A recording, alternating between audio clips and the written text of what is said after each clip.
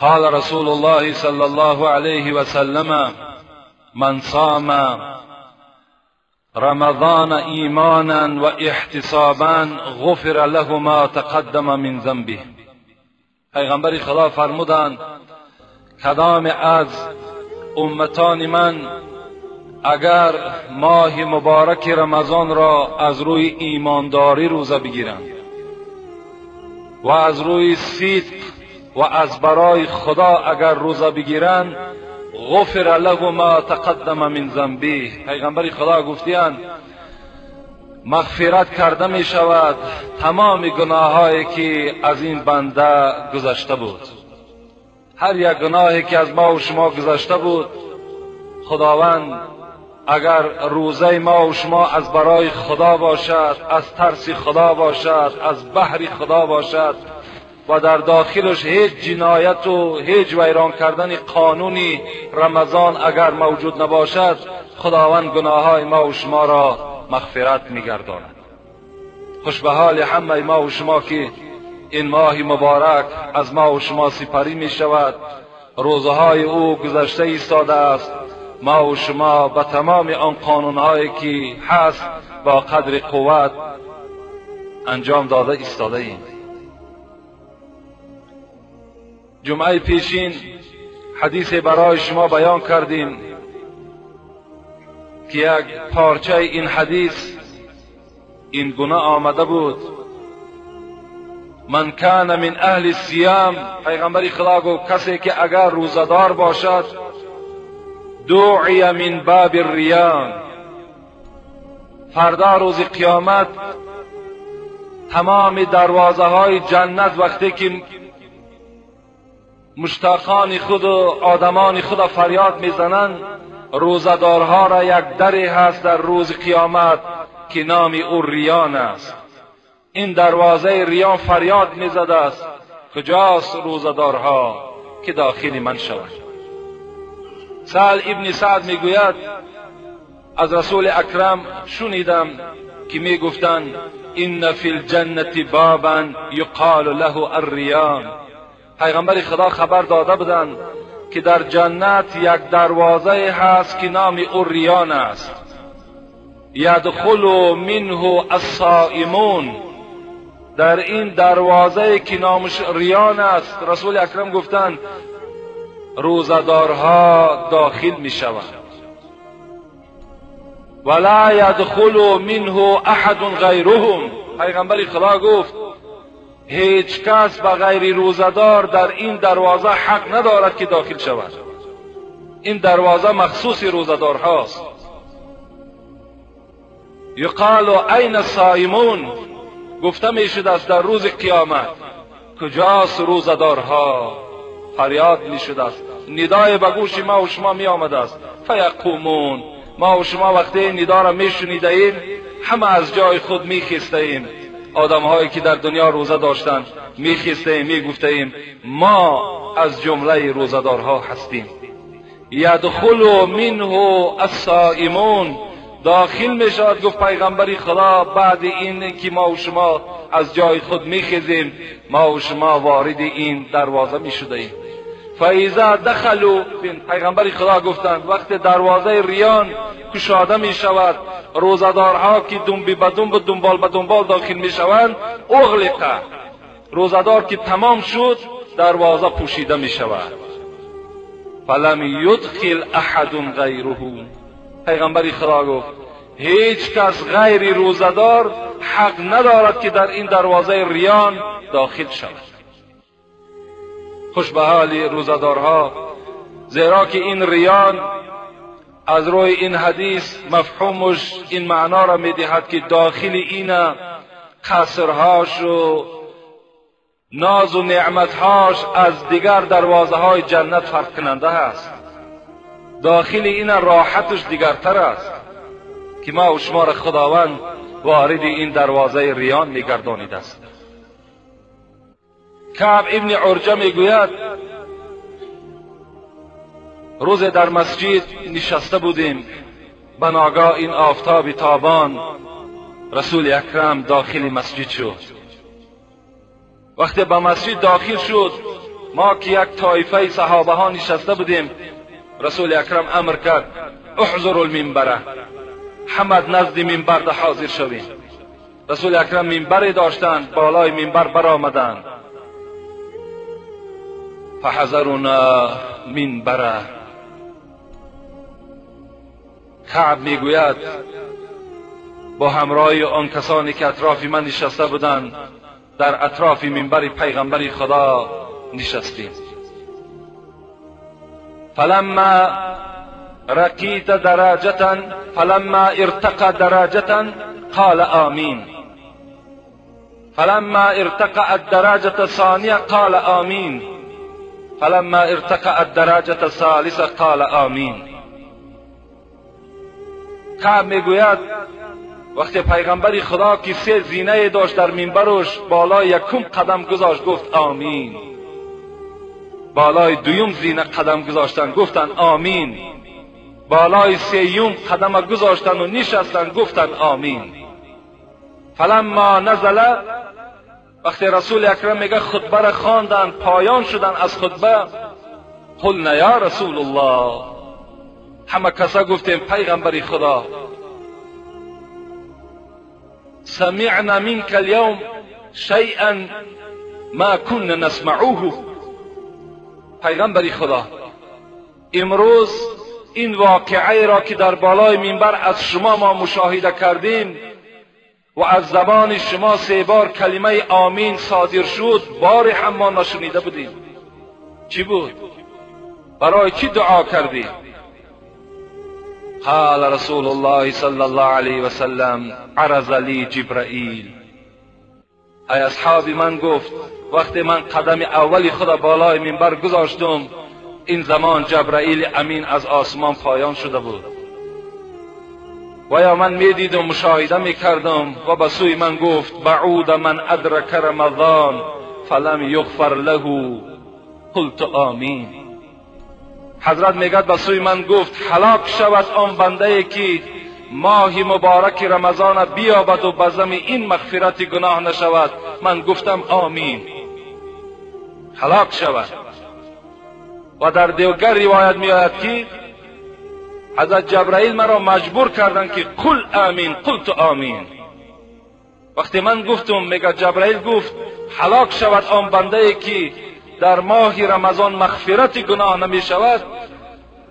من خاموش بودم. جبرائیل بر من امر کرد بگو آمین. من گفتم آمین.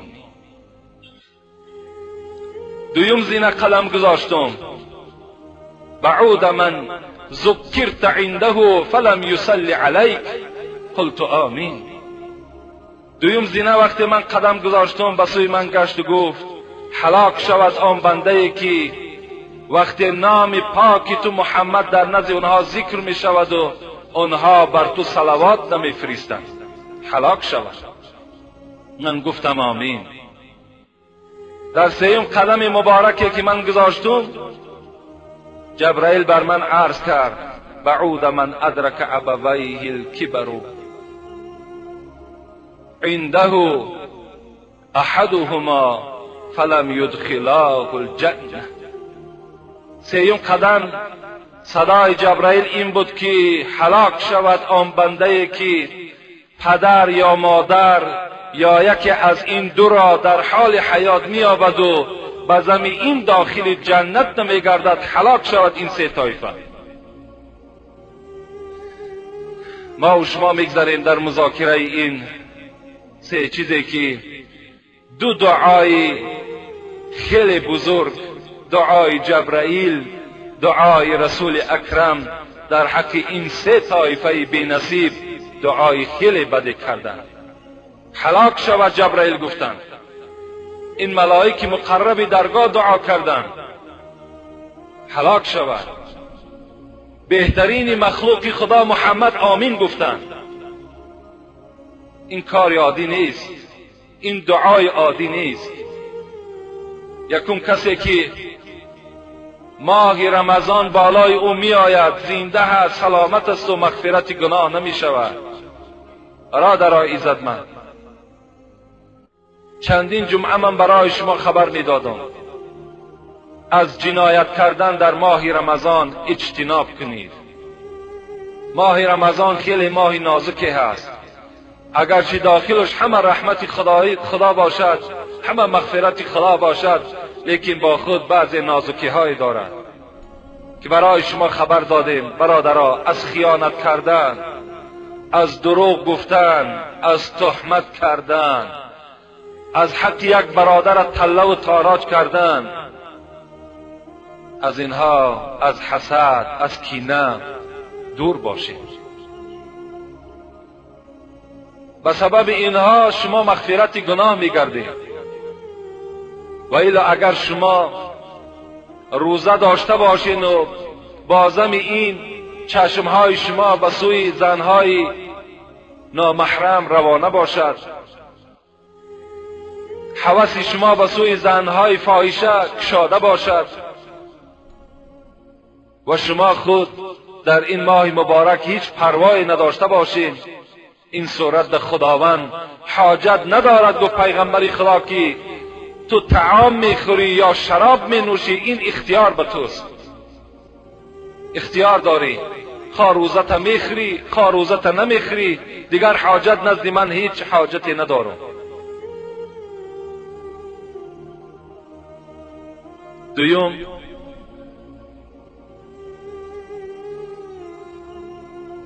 فکر میکنم در باب رمضان صحبت من در همین جا به پایان میرسد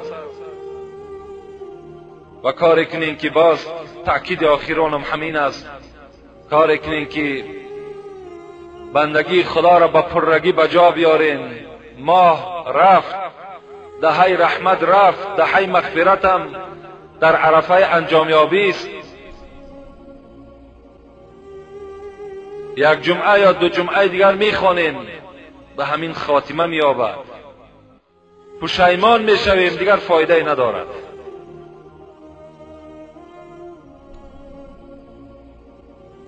خاندان کار کنین همه با روزه باشد.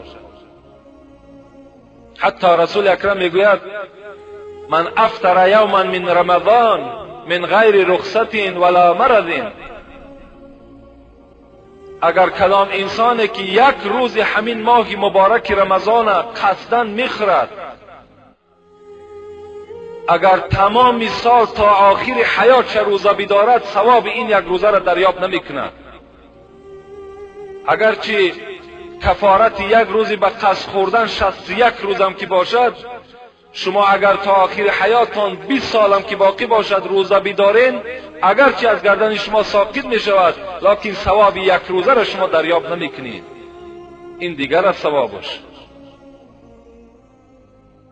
دویم حضرت دعایی که کردن در نزد کدام آدمی که نام من ذکر کرده شود و بر من صلوات نفرستد هلاک شود. امروزا شاید در حلقه های ما و شما نام محمد ذکر شود، با مجرد که نام محمد را میشنوید در حال صلی الله علیه و سلم بگویید، یا صلی الله علیک یا رسول الله بگویید، یا اگر با زبان همین تاجیکی عادی خود ما و شما درود و رحمت بر تو ای محمد، بس حق فرضی و واجبیش به جا می آید. رسول اکرم میگوید البخیل من ذکرت عنده فلم یصلی علیه. آیا من آدم بخیل را برای شما معاینه کنم، برای شما روشن کنم؟ کی هست بخیل در بین شما؟ کسی که نام من در نزد وی ذکر شود و بر روح پاک من صلوات نفرستد. این کس بخیل ترین شما در بین شما هستند. یا اول الناس بیوم القیامت اکثرهم علی الصلاة. پیغمبر گفتند از همه بزرگترین شما در روز قیامت، روشنترین چهره در روز قیامت کسی هست که در دنیا صلوات زیاد بر من میفرستد. اما برای ما و شما چی مشکل است؟ صلی الله علیه و سلم گفتند یا درود و رحمت بر روح پاکی تو ای محمد که از زمان تو آمدی ما از جهالت خالی شدیم. خدا در قرآن شما را مدح میکند که از روزی که رسول اکرم آمدند شما از جهالت خالی شدین.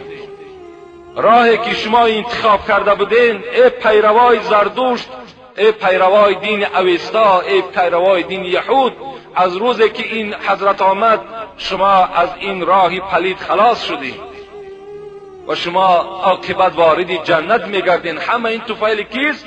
طفیل محمد صلی الله علیه و سلم است. ما و شما در حق رسول اکرم باید دائم صلوات بیانده باشیم. و شکر نعمتی سلطان دین کوش، رهی بتخانه را کردی فراموش. شما دائم این نعمت است محمد بالای ما و شما.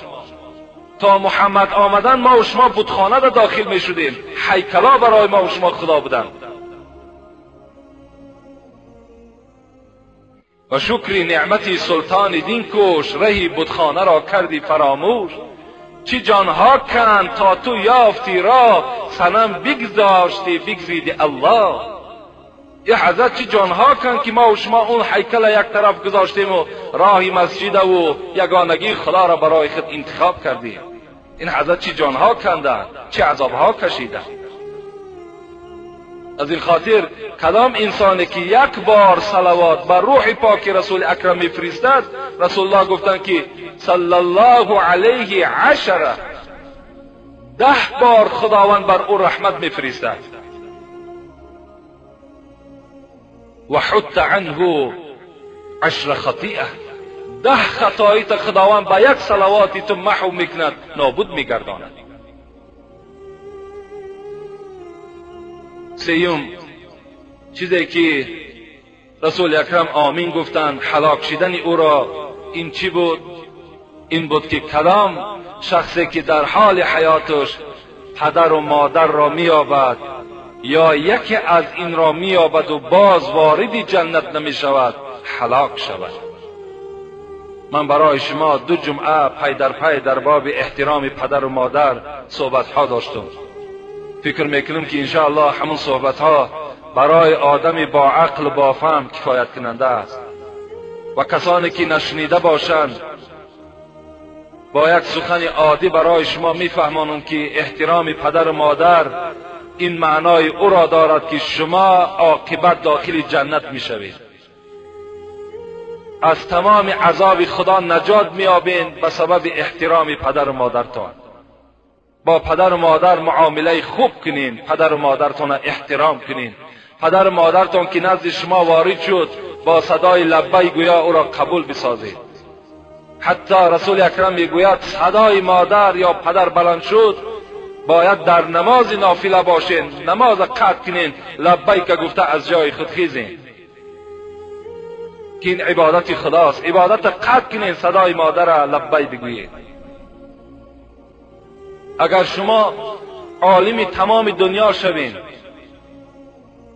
اگر شما از خیر و از زکات از نماز هیچ کمبودی نداشته باشین، لکن پدر و مادر از شما خفه باشد، اینا هم محبته می شوند، در نزد خدا قدر قیمت پیدا نمی کنند که برای شما خبر داده بودم. این بود یک موضوع ماه مبارک رمضان که الحمدلله با قدر دانش ناکافی خود و یک مسئولیتی که در گردن داشتم به سمع شما رسانیدم، اون جانبش حواله به سوی شماست. چگونه ای که فهمیده باشین و چگونه ای که شما قبول بفرمایید. الحال سوال های خیلی زیاده که در پیش من هست، انشاءالله جواب اینها را به شما میگردانم.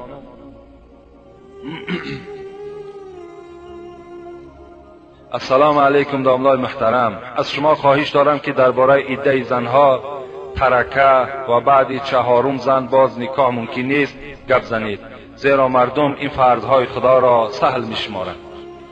یعنی برادرای عزیز، این موضوع خیلی موضوع مهم است. موضوع عده خیلی موضوع مهمی است. عده گفته مهلت میگن. زنهایی را که اگر ما و شما طلاق میدهیم، اگر زنی جوان باشد که حیض میدیدگی باشد، یعنی خون میدیدگی باشد، وای تا اگر 3 حیض نبیند نکاح کردن او و او را با یک مرد دیگر بزنی قبول کردنش تماما جایز نیست. کسی که اگر در مدت همون حیض، یعنی بعد طلاق کردن مرد، اگر از همین روز مرد طلاقش کرد، 3 حیض اون زن نگاه میکند. از همین 3 حیض که پاک شد میتواند که چیکار کند؟ میتواند که کلام خواستگاری که به سر او بیاید نکاح کرده و زندگی کند. و الا در همین مدت عده، اگر در همین مدت 3 حیض ناگذشته 1 روز است، نیم روز است یا 1 ماه گذشت، اگر نکاح کرده گرفت، خانه وی حرام است، فرزندای او همه ولد زنا هستند. اینا در شما اهمیت بتید. در تمام خانه ما و شما این واقعه ها رخ میدهد. باید که کاری کنید. دختری که حیض میبیند 3 حیض بعد میتواند شوهر کند. اگر مردی که از دنیا میگذرد، زنی وی کی میتواند شوهر کند؟ بعد 4 ماه و 10 روز. 4 ماه و 10 روز که گذشت، عده مردی که زنی که شوهرش مرده باشد 4 ماه و 10 روز است. خب عده زنهایی که پیرانسال هستند، یعنی تماما اونها عده یعنی حیض نمیبینند. از 50 بالا که شد زن، در کتاب ها میگه دیگر حیض نمیبینند، خون نمیبینند. اینها را وقتی شوهرهاشون طلاق داد یا اینکه اینها خواستن که اگر شوهر کنند 3 ماه نگاه میکنن شوهر میکنن. اگر در همین مدت هایی که برای شما معین کردم و عیان کردم، اگر پیش از این قدامش نکاح میکند، وای خانهش حرام است، فرزندی که تولد میکند وای ولد زنا و حساب میرود. اینا شما گوش اندازین. دویم ترکه اصلا فرض است. ما و شما هیچ به این عمل نمیکنیم. همان روزی که مرد است یا زن است، هر دو ترکه میشوند. زن هم ترکه دارد، مرد هم ترکه دارد. این فرض است. همان روز جنازه باید که ترکه کرده شود. ما مردم 1 هفته میگذرونیم، بعدا بعد داملا میکویم که ترکه کنند. ترکه همون روز اول است. حتی در کتاب ها میگن که از همان حق مرد، همان مردی که وفات میکند یا زنی که وفات میکند، باید حق کفنش و حق مردش و حق گرکن همه از حساب همون مرد باشد یا از حساب همون زن باشد. در حالت ترکه این معین میشود. اینا شما کاری کنید که همون پیشوایی که در محله دارین، همون روز اول کاری کنید که همین کار به انجام برسونید. این فرض است. اگر ترکش کنید شما گناهکار میشید.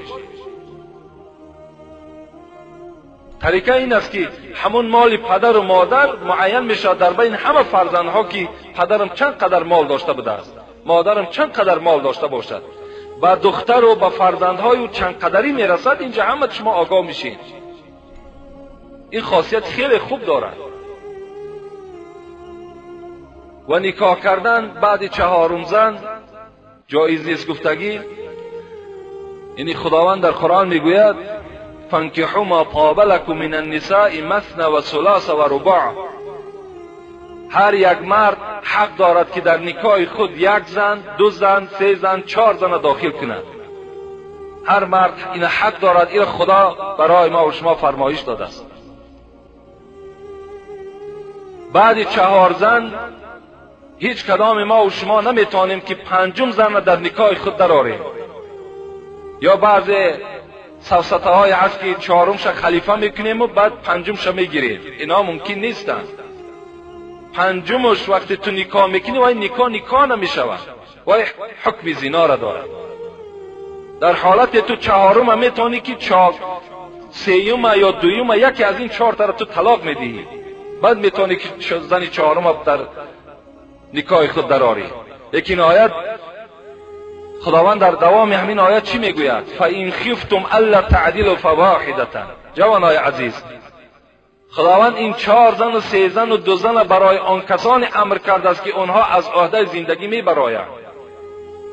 آنها تمام تعیینات این زنها را از عهدهش میبرایند. برای این از خدا میگه اگر شما خوف برین که من 2 زنگی و 3 زنگی و 4 زنگی را کردن نمیتونم، فواحدتا خدا میگه به 1 تاش کفایت کن. اذا كانت عند الرجل امرأتان فلم يعدل بينهما جاء يوم القيامة وشقه ساقط. پیغمبر گفتند کدام مردی که 2 زن است یا 3 زن است یا 4 زن است، در بین اینها عدالت جاری کرده نمیتواند و روز قیامت از زن برای زیباگیش و برای شهوت در نکاح ندراره. اگر تو اونقدر جوان مرد هستی و اگر تو مثال کاری ثواب کار باشی، پیغمبر خدا به جز یک دختری باکره دیگر هیچ زنی باکره نگرفتن. پیروی پیغمبر رو چه امروز بیوه ها هستند، کودکدار هستند، برای تربیه اونها مرحمت در نکاح بدارون. اگر خاطری تو مثال برای شهوت نباشد، در حق آنهایی که در مسجد سهم گذاری کردن دعا میکنیم. اینجا جمعه پیشین که اعلان کرده بودیم، برادرمان محمد جان که از این نزدیکی زندگی میکنند 100 سامانی و برادر حبیب الله که روغن میفروشند در بازار 50 سامانی، برادر حاجی خالو 2 کوب تخته آوردن و دیگر خدمت ها هم از اون جمعه تا این جمعه رسید. خدای مهربان ما دستی به دعا برداشتیم. این بندگانی که برای آبادانی مسجد تو، برای آبادانی این قوم جمع مسلمان که دست یاری دراز میکنن، خدای عمر دراز و تن صحت و خاطر جمع نصیبشان بگردان. از کل آفتهای زمینی و آسمانی خدا در حفظ امانش نگه بدارد. آمین و رب العالمین. خداوند این حاجی خالفم برکت دهد که خیلی خدمت‌های زیاد در همین مسجد ما میکنند. خدا دولت پیری ایمانی کاملش دهد. فرزنداش خدا از کل آفتهای زمینی و آسمانی در حفظ امانش نگه بدارد. السلام علیکم داملای بسیار مهربان. خدا شما را عمری دراز و تنی صحت و زبانی باز شیرین‌تر دهد. سوالی دارم. من مسافرکش هستم. اگر سحر بعد نماز ماشین را با سرعت بلند حی کنی و در راه به صدمه دچار شوی، آیا شهید میشوی یا نه؟ این برادر سوال کرده است که من مسافرکش هستم. در راه ها وقتی که سرعت حرکت ماشین زیاد میکنم، اگر مبادای به صدمه دچار شوم و هلاک شوم، آیا شهید میشوم یا نه؟ نه برادر. اگر شما را قهر نکند شما حرام میمیرید. باور کنید. زیرا که این مثل خودکشی هست. این مثل خودکشی هست. برای شما جایز نیست که در راه به سرعت بلند شما ماشین را حی کنید. زیرا که تو میدانی که سرعت بلند ماشین، این ماشین در اختیار تو نیست. وقتی تو با سرعت بلند این را حی میکنی، تو یقین میدانی که عاقبت این به یگان بلای تو را دچار میکنه. تو پیشگیری دیگر کرده نمیتوانی. امروز اکثر همین صدمه هایی که در راه رخ میدهند همه از سرعت تیز حرکت کردن همین راننده ها هست. برادر عزتمند، به زمیانه که تو خودکشی، باز 4 آدم دیگری که در داخل داری ذمه خون اونها در گردن توست. اینو فراموش نکن. تو اونها را گویا که قصداً کشتی، قتل کردی. و بعضی برادرایی که مثال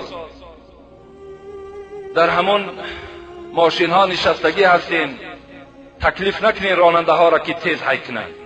عاقبت تیز حی کردن پیغمبر این 1500 سال پیش برای ما و شما گفت العجلة من الشیطان. سراسیمگی خودش از شیطان است. شما کار شیطان را پیش برده ایستادین، چگونه شهید میشوید؟ ولا تقتلوا انفسکم ان الله کان رحیما. سوره نساء خدا میگه نفس های خودتان شما نکشید. خدای شما به شما مهربان است. من یک قصه را از حدیث های پیغمبر خدا که در بخاری، صحیح بخاری روایت میکنند کتابت کردم. اوش اندازین.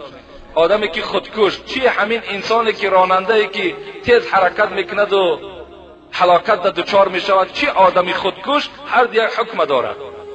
كان في من قبلكم رجل به جرح فأخذ سكينا فحز بها يده فما رقى الدم حتى مات فقال الله بادرني عبدي بنفسي فحرمت عليه الجنة. پیغمبر خدا گفتند در زمانهای پیش، پیغمبر ما و شما نقل کرده ایستاد از بین صحابه، در زمانهای پیش یک مرد بود که در یک محاربه اشتراک کرد و زخمدار شد. همین زخم بسیار باید دقت میداد، غم میداد، از جای خود خیسته نمیتوانست، مجروح بود، احوالش خیلی بد بود. در دلش همین زندگی زد، نخواست دیگر حیات. کار گرفت و همین رگ کلانی که در بین دست است میگد همین برید و به همین چکار کرد؟ هلاک شد. خداوند به پیغمبر همون زمانه خبر داد که بادرنی عبدی به نفسی، این بنده من برای از دنیا گذشتن پیش از آن که تقدیر بالای آن بیاید این یک سرعت تیز برای خود اختیار کرد، یعنی پیش از مهلت خودش را کشت. فحرمت علیه الجنه، از این خاطر من بر این بنده جنت را حرام گردانیدم.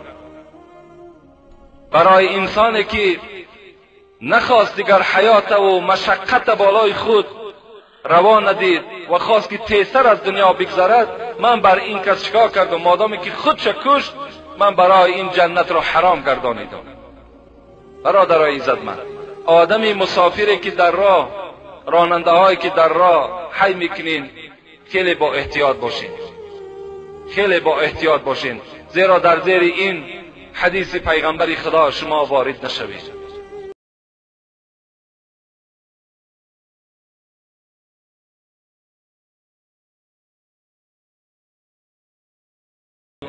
داملای شیرین سخن، پیری من در ماشین سازکنی یک آدمی عروس است. وی با کتاب خودشان انجیل باوری دارد. مرا میگویند که پیری تو عروس است، کارت بی‌قرار میشود.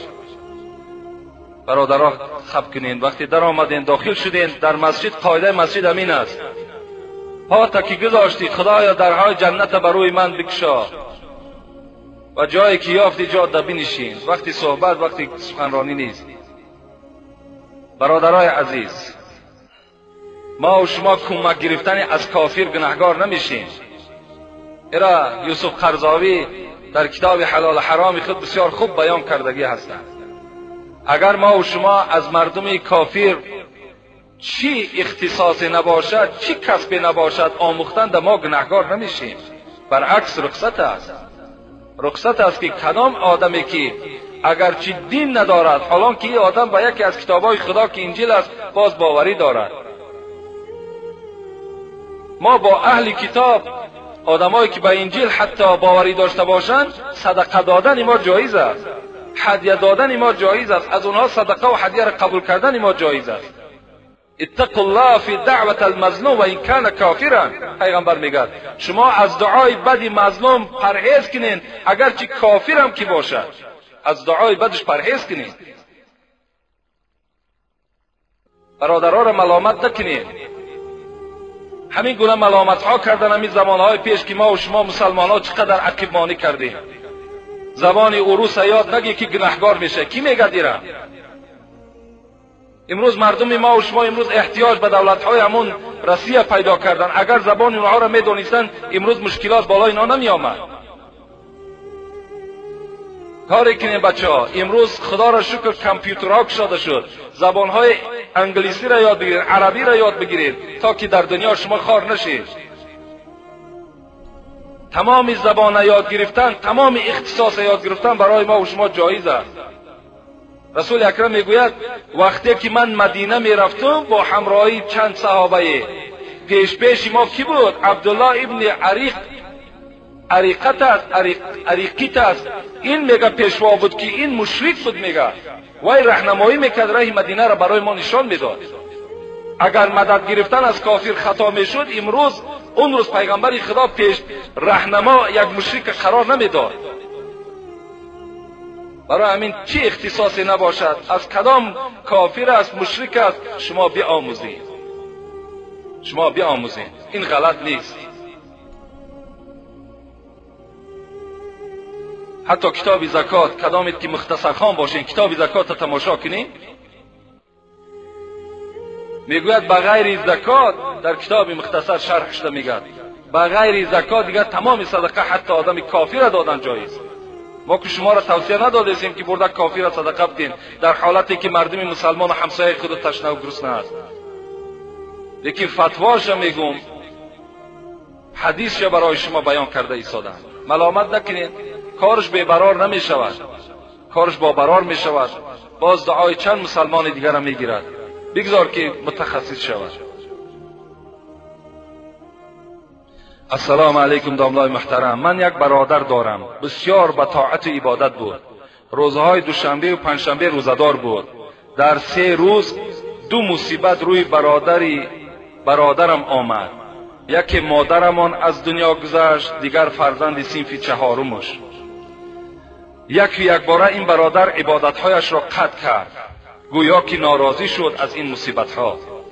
من کاسته های شما را گوش میکنم. میخواستم چیزی در این موضوع گپ زنید تا که به گوش برادر به واسطه کاسته رسانم.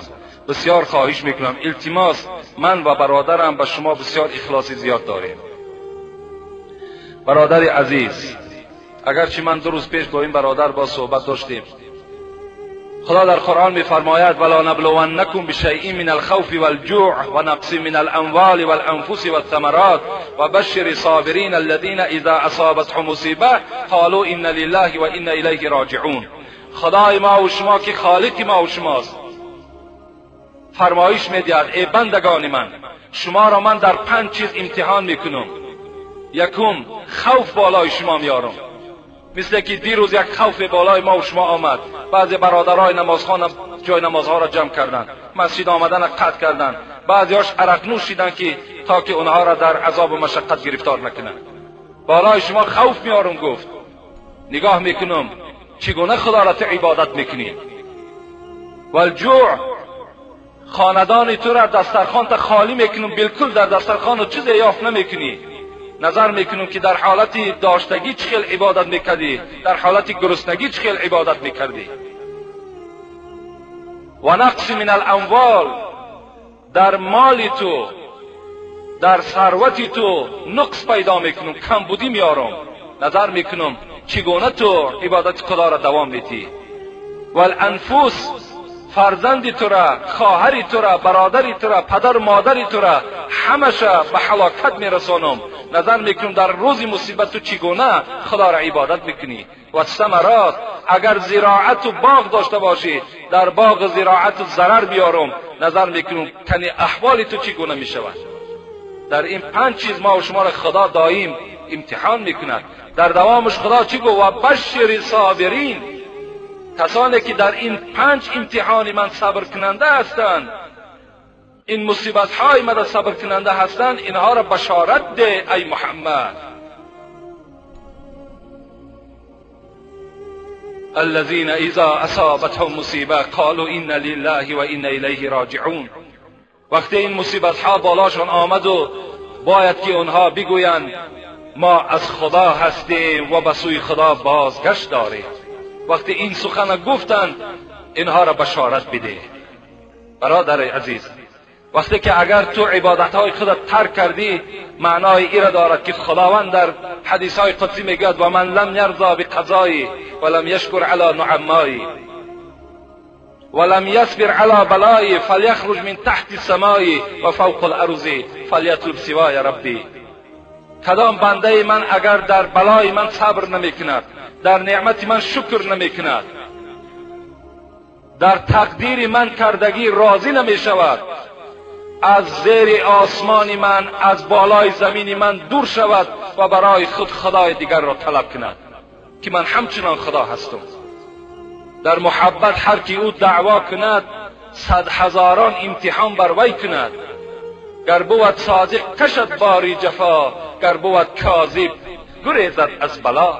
برادر کاذب نشو، دروغگو نشو، بنده اساسی شو.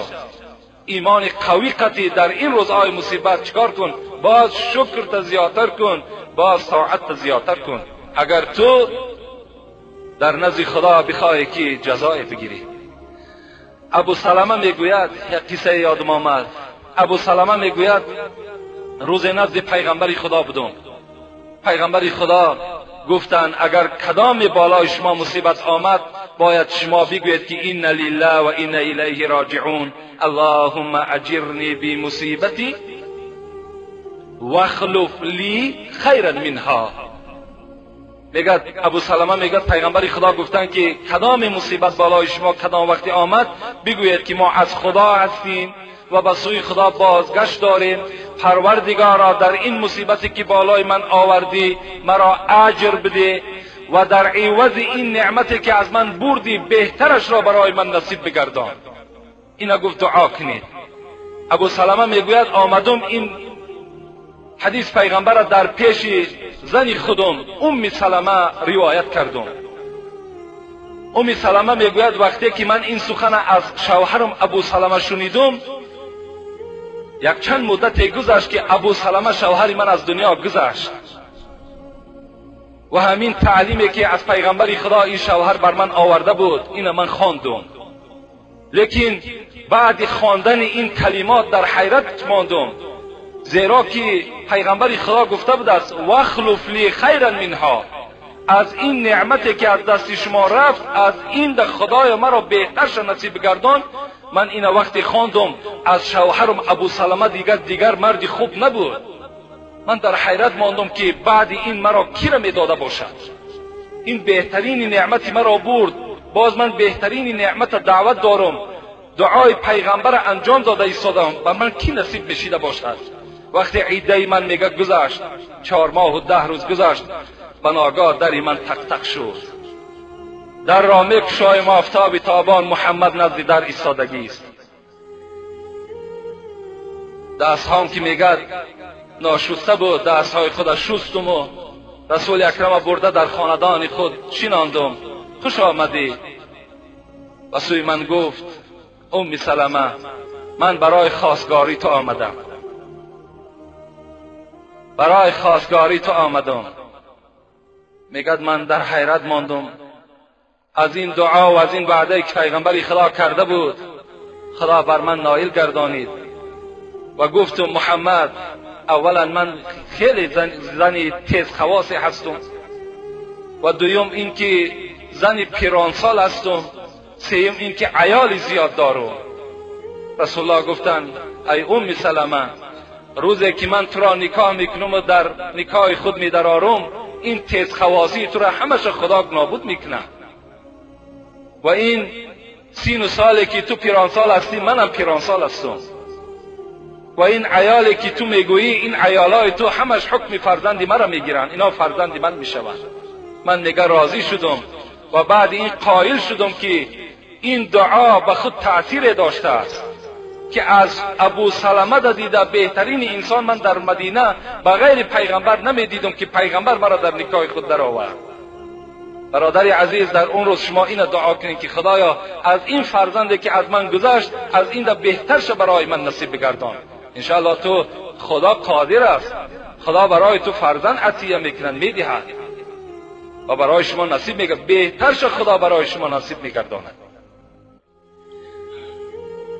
یک حدیثی است که رسول اکرم میگه اذا مات ولد العبد و این خاتمه میدیم برادر این سوال این برادر وقتی که اگر فرزند انسان از دنیا میگذرد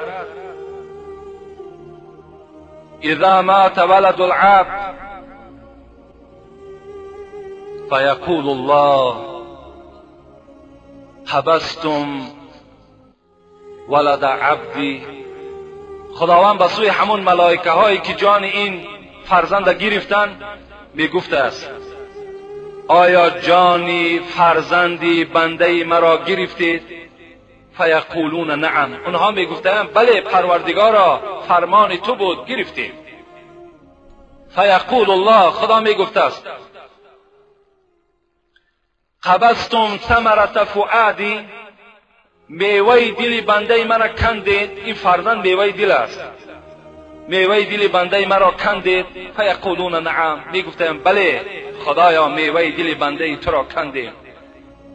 فماذا قال عبدی؟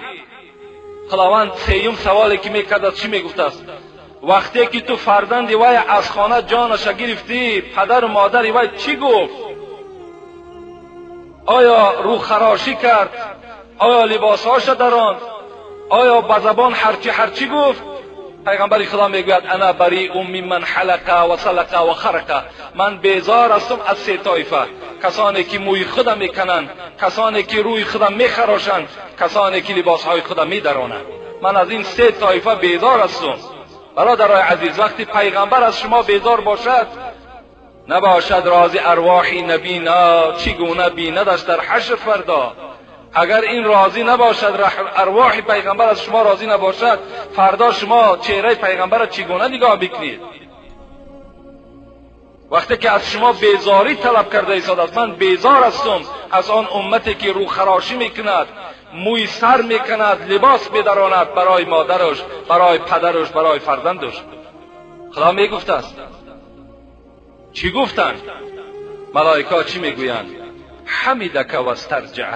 خدایا، ما در این حالت بنده تو در تعجب افتادیم. فرزند جگربند وی از خاندان وی نابود کردیم. اونها باشند میگویند حمد و ثنا از برای خدا، ان لله و انا الیه راجعون.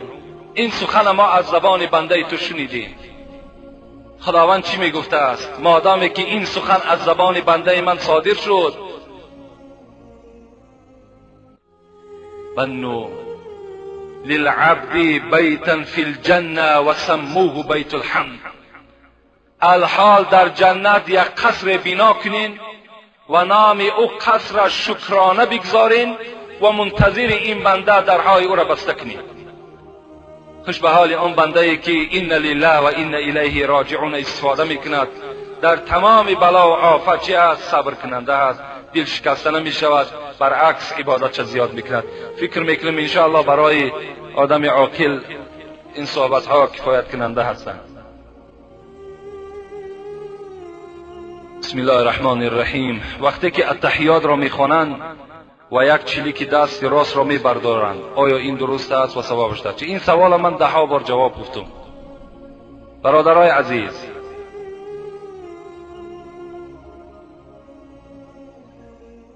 در حالت التحیات خواندن ما و شما به اشهد ان لا اله الا الله میرسیم، همین دست چلیک ما میبرداریم. اینا سنت پیغمبر خداست. 36 حدیث صحیح پیغمبر خدا در همین یک برداشتن چلیک آمده است. 36 حدیث صحیح پیغمبر خدا. برای همین بعضی از فتواها مثل کیدانی، خلاصه، بزازیه، تاتارخانیه، شرح الیاس، عالمگیری به نکردنش رفتن، گفتن نکنید. لکن رسول اکرم کردند، چهاریار کردند، 4 مذهبی برحق کردند. شما اختیار کنید کدام از زینه های اینها را قبول میکنید. خداوند در قرآن میگه و ما اتاکم الرسول فخذوه و ما نهاکم عنه فانتهوا. چیزی که پیغمبر خدا برای شما آورد و یک قبول کنید، از چیزی که پیغمبر خدا شما را منع کرد و یک چیکار کنید؟ رد کنید، قبول نکنید. از این خاطر برای کسی که همین برداشتن انگشت مشکل افتاد، وای به سوی همون جوان نگاه نکند یا وای مثال یگان تنبیه و یگان تحقیر نکند. خود نمی برداری، برادر تا تحقیر نکن. رسول اکرم گفتن فهی اشد علی شیطان من حدید، من ضربة الحدید. همین یک برداشتن انگشت برای شیطان وزنینتر و مشکلتر است از آنی که به یک آهن در تار سر شیطان زده شود. 30 بار ما از حدیث بیرون شده نمیتونیم. چیزی که هست کسانی میگن در حضرت ابو حنیفه نکردن، انشاءالله کتابا در نزد ما هست. فقه الاسلام و ادلته 12 جلد است. در همون گفتن ابو حنیفه فقط حضرت همین تا میگذاشتن و همین یک انگشت میپرتاشتن، میبرداشتن و میپرتافتن، دیگر جمع نمیکردن، انگشت مشت نمیکردن. برای همین اختیار دارین، پیرو ابو حنیفه باشین، مثل ابو حنیفه اجرا کنین، انشاءالله ثواب میگیرین. السلام علیکم داملای عزیز، کی افتخار ما مردم هستی. سوال دارم، آیا زنی که وفات میکند در شکمش کودک دارد که وای زنده هست، چیکار کنیم؟ یک ملا را پرسیدیم، گفت که اگر یک موی بدن مرده را بکنی گناهگار و در نزد خداوند جوابگویی و آن مرده در حق تو دعایی بد میکند و این در مذهب ما نیست. برادر فهمیدین به فکرم سواله؟ یک زن از دنیا میگذرد و در شکمش فرزند دارد، خود گذشته است و فرزند زنده هست، چیکار کنی؟ این برادر ملا گفته است که مذهب ما در جایز نیست حتی موی بدن او را کندن.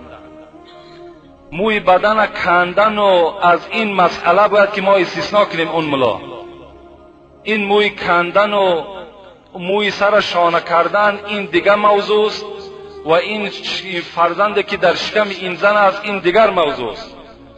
مذهب ما از دسته بعضی همین ملاهایی که مذهب ما باور که همین مذهب ابو حنیفه قریب سیاه شده ایستاده است. چیزی را که نمیدانی از مذهب این گونه فتوا نده. رسول اکرم میگه من افتا بغیر علم کان اسم علی من افتا. کسی که اگر به علم فتوا میدهد وای در این فتوای دادگیش در نزد خدا گناهگار است. همین ابو حنیفه که ما مذهب ایشان داریم، ما صدقه ابو حنیفه میشیم، ما خاک پای ابو حنیفه نمیشیم. و همه شما را دعوت میکنم که از مذهب حضرت هیچ وقت ما و شما باید جدا نشویم، زیرا ابو حنیفه را امروز مردم ما نمیشناسند.